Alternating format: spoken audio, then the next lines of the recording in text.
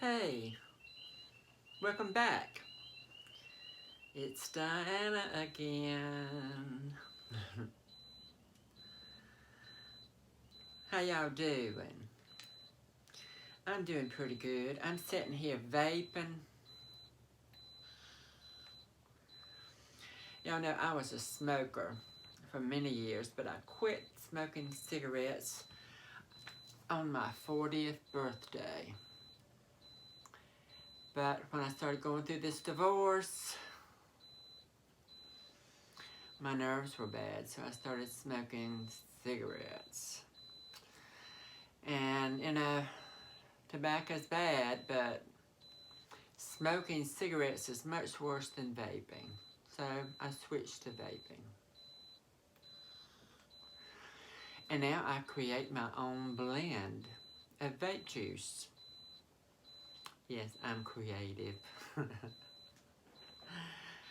So I thought tonight I would talk about my story a little bit.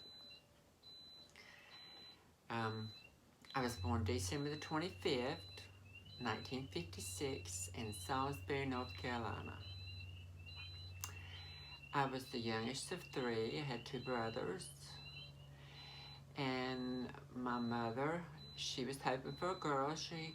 She had been warned that she needed to have a hysterectomy because she'd already had miscarriages, and it was dangerous for her and for the baby. But she wanted to try one more time. So the doctors, to help her through the pregnancy, put her on disocebesterol, which was a synthetic female hormone that was used in the 40s and 50s, and I think up into the 60s or so, to help women ward off miscarriage. But what they didn't find till later on was that it caused birth defects.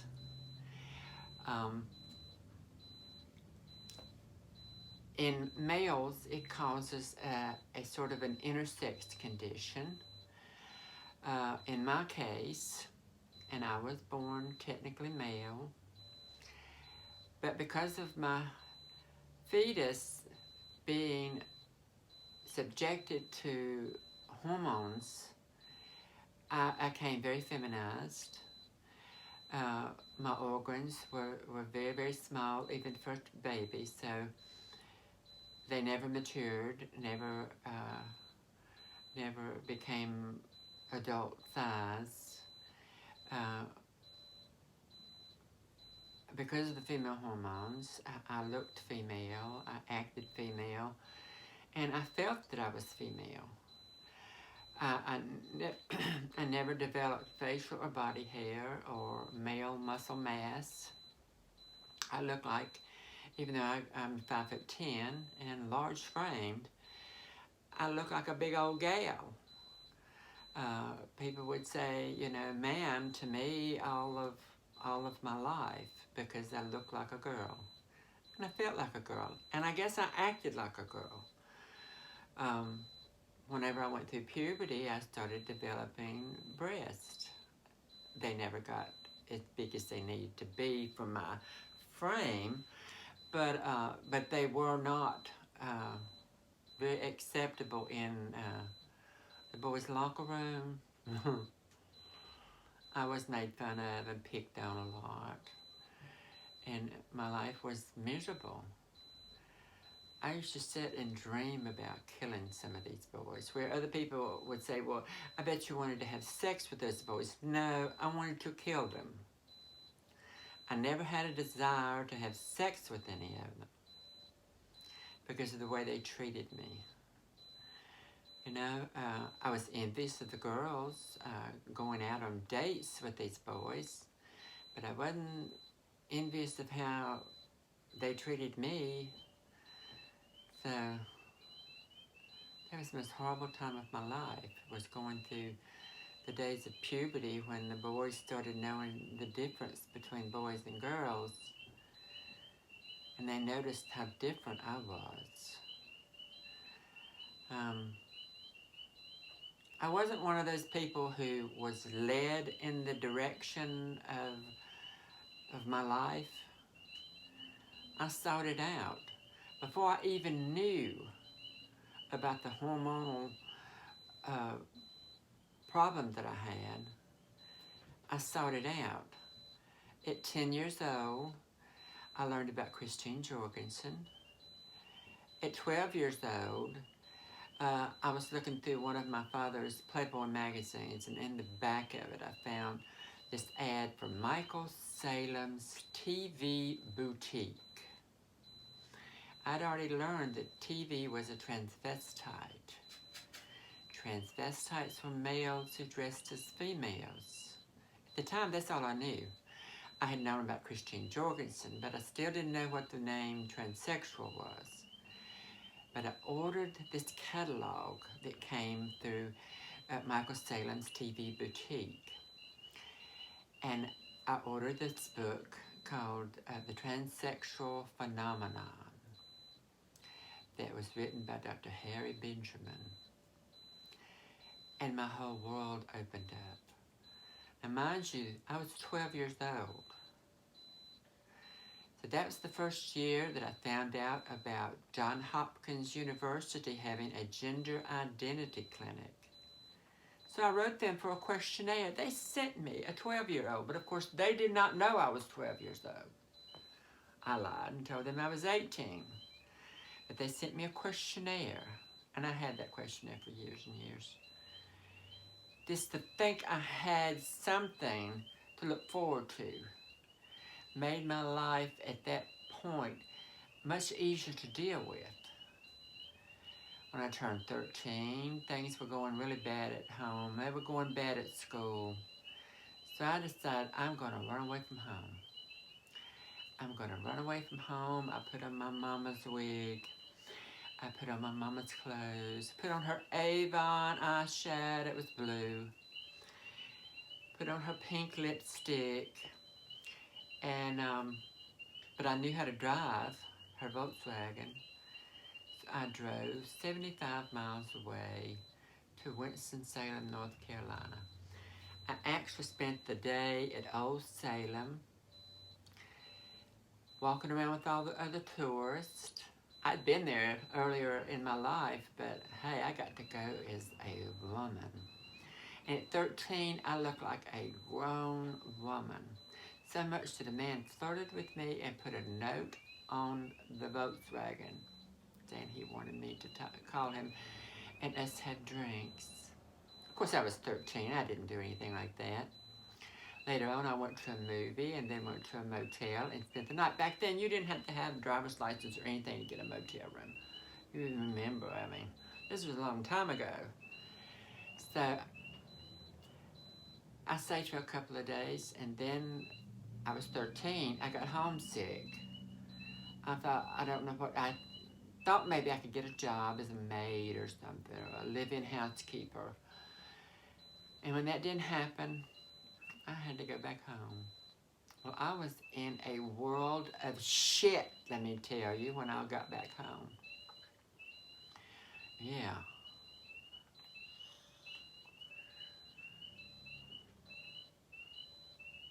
Because I'd run away from home, the police had went to the school and questioned my classmates. It was on the news, thinking I was kidnapped at first. They told my parents that either I would have to get psychiatric help or they would put me in juvenile delinquent school. So, of course, I went to a psychiatrist. Well,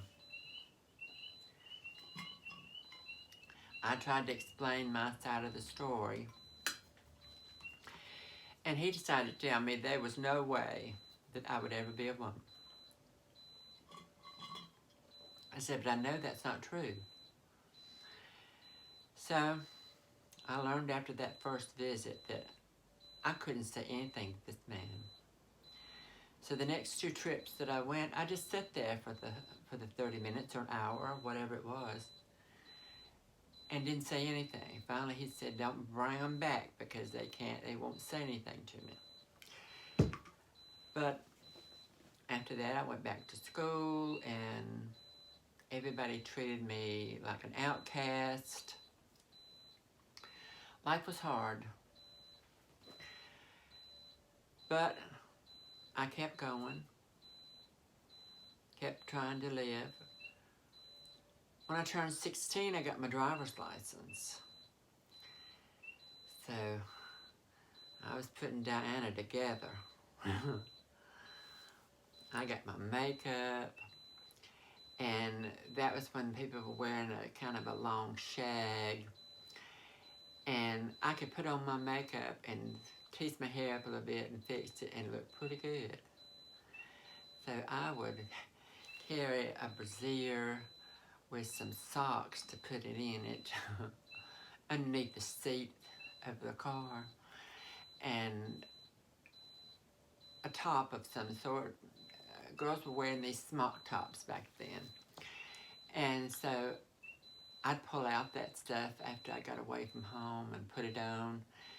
And I was lucky that the only thing I had to do is put on a little bit of makeup, some lip gloss, and some mascara, and put boobs in to make my, because mine weren't big enough. I mean, they were boy boobs, but they weren't big enough.